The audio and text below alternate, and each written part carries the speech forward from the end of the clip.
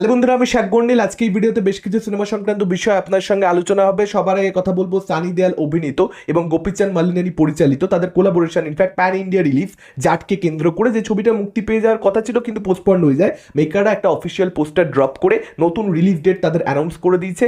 এপ্রিলের 10 তারিখে এই ছবিটা আসতে চলেছে। আপাতত সেরকমটাই আপডেট।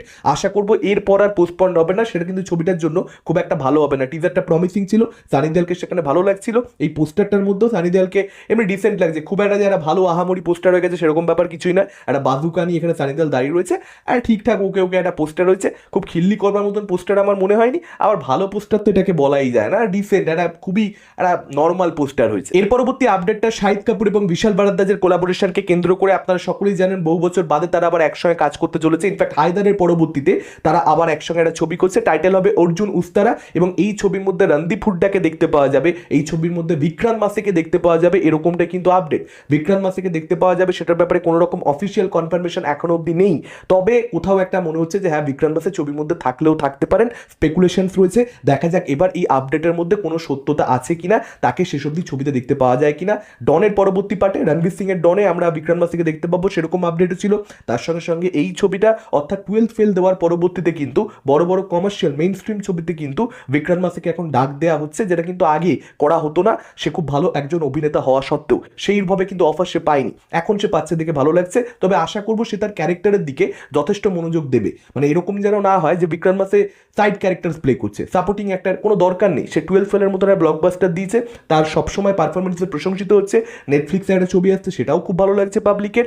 সে লিড করুক সেটাই বেটার হবে, তাতে যদি ছোট ছবি করতে হয় ছোট ছবি করুক, এতদিন যে প্রসেসটা তার সেটাই সে মেনটেন করুক। এর পরবর্তী আপডেটটা কার্তিক আরিয়ান এবং কারণ জোহরের কোলাবোরেশনকে কেন্দ্র করে। আপনারা সকলেই জানেন, আপডেট আমি শেয়ার করেছিলাম, তারা একসঙ্গে একটা কাজ করতে চলেছে, একটা ছবি করতে চলেছে, একটা রোমান্টিক কমেডি হবে যেটা টাইটেল হবে তুমেরি মেতেরা মেতেরা তুমেরি। এখন এই ছবির মধ্যে নায়িকা হওয়ার জন্য দৌড়ে দুজন ছিলেন, দুজন কন্টেন্ডার ছিলেন, একজন হচ্ছে অনন্যা পান্ডে, একজন হচ্ছে শার্বারি ওয়াগ। সেসব দিকে কাকে দেখতে পাওয়া যাবে সেটা নিয়ে একটা ধোঁয়াশা তৈরি হয়েছিল।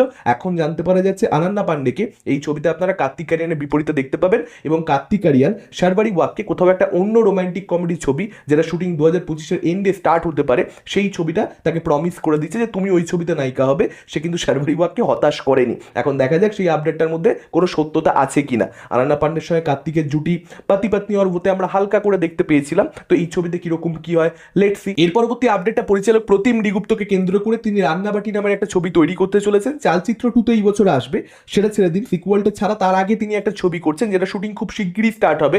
ঋত্বিক চক্রবর্তী নিজে সোশ্যাল মিডিয়াতে সেরকমটাই জানিয়েছেন, তিনি এই ছবিতে অভিনেতা হিসেবে কাজ করবেন। এছাড়াও সৈনী সরকার থাকবেন, তার সঙ্গে সঙ্গে অনির্বাণ চক্রবর্তী থাকবেন। অর্থাৎ এখানে কিন্তু কোথাও একটা নিজের কাস্টকে রিপিট করবার যে প্রসেসটা প্রতিম ডিগুপ্তার তার নানান ছবিতে, সেটা কিন্তু আরো একবার আমরা দেখতে পেতে চলেছি রান্নাবাড়ি ছবিতে। এর পরবর্তী আপডেটটা স্কাই ফোর্সকে কেন্দ্র করে। প্রথম দিন প্রায় 11 কোটি টাকার কাছাকাছি নেট কালেকশন তুলতে চলেছে এই ছবিটা।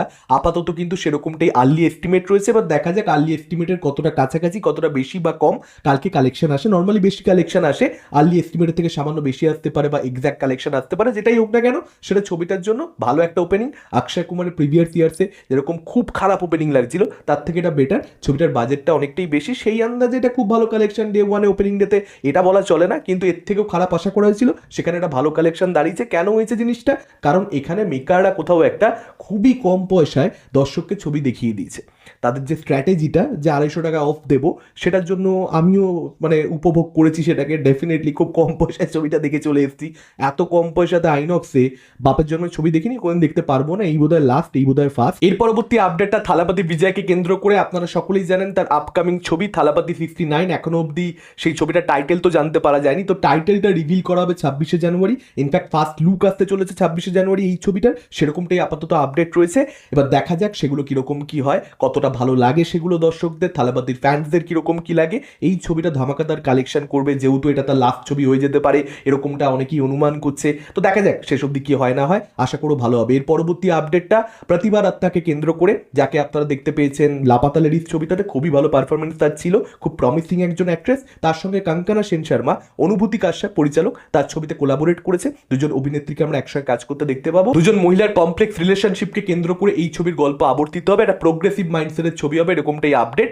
বুঝতেই পারছি আমরা ইন্ডিকেশনটা কোন দিকে। আমি আশা করবো ছবিটা ভালো হবে এবং ছবিটার শুটিং র্যাপ আপ করা হয়েছে পোল্যান্ডে, এবার নেটফ্লিক্সে কবে আসে সেটাই দেখার। এর পরবর্তী আপডেটটা টক্সিককে কেন্দ্র করে ইয়াশের সঙ্গে গীতু মোহনদাস, আপনারা সকলেই জানেন তাদের কোলাবোরেশন, এবং এই ছবিতে আপনারা একটা বিশাল বড় কাস্টিং দেখতে পাবেন, যার মধ্যে একজন হচ্ছে ইয়াশের পাশাপাশি কিয়ারা আদবানি, এবং তাদের একটা ডান্স নাম্বার থাকতে চলেছে যেটা চার্টবাস্টার হতে চলেছে। গোয়াতে অলরেডি লাস্ট উইকে শুটিং হয়ে গেছে, এরকমটাই কিন্তু আপডেট। হ্যাঁ, রিয়েল লোকেশনে এখানে শুট করেছে ইয়াশ এবং কিয়ারা আদবানি, দুজনের মধ্যে কেমিস্ট্রি নাকি অসাধারণ ছিল, এরকমটাই বলা বলি করা হচ্ছে। এবার দেখা যাক সেগুলোর মধ্যে কতটা সত্যতা আছে না আছে আমরা জানতে পারবো, সেটা ওই ধরে নিন সেপ্টেম্বর, অক্টোবরে, নভেম্বরে, কারণ সেই সময় ছবিটার প্রমোশন হবে, তখনই গানটা ড্রপ করা হবে মেকারদের তরফ থেকে অফিসিয়ালি। আর গণেশ আচার্য তিনি কোরিওগ্রাফি করেছেন, আশা করবো ভালোই লাগবে দুজনকে একসঙ্গে দেখতে। আপনাদের মতামত কি আপডেটগুলোকে কেন্দ্র করে, কোন আপডেট নিয়ে আপনারা সবচেয়ে বেশি এক্সাইটেড, ডেফিনেটলি আপনারা সেটা আমাদের কমেন্ট করে জানাতে পারেন। এই ভিডিওটা ভালো লাগলে লাইক করতে পারেন, শেয়ার করতে পারেন, আমাদের চ্যানেল নতুন হলে চ্যানেলটাকে অবশ্যই সাবস্ক্রাইব করতে পারেন। আজকের মতন টাটা, চোখ রাখুন পরবর্তী ভিডিও।